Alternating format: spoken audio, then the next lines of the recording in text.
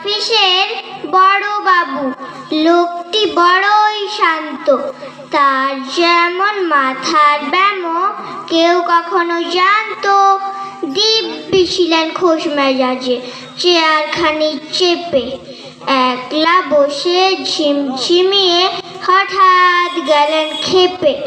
আতকে ওঠে, হাত পা ছুঁড়ে চোখটি করে গোল, হঠাৎ বলেন, গেলুম গেলুম, আমায় ধরে তোল।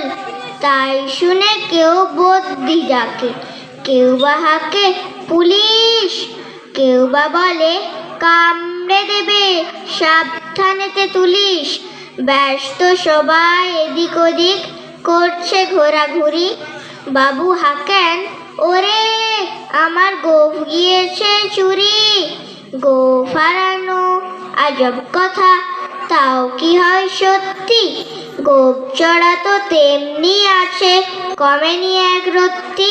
সবাই তারে বুঝিয়ে বলে, সামনে ধরে আয় না, মোটেও গোঁফ হয়নি চুরি, কখনো তা হয় না।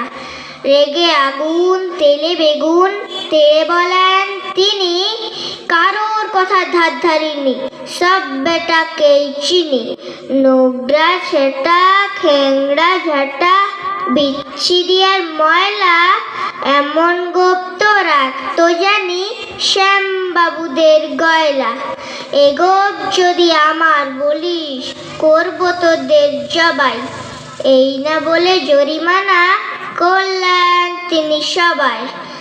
ভীষণ রেগে বিষম খেয়ে দিলেন লিখে খাতায়, কাউকে বেশি লাই দিতে নেই, সবাই চড়ে মাথায়। অফিসের এই বাঁদরগুলোর মাথায় খালি গোবর। গোঁফ চড়া যে কোথায় গেল কেউ রাখে না খবর।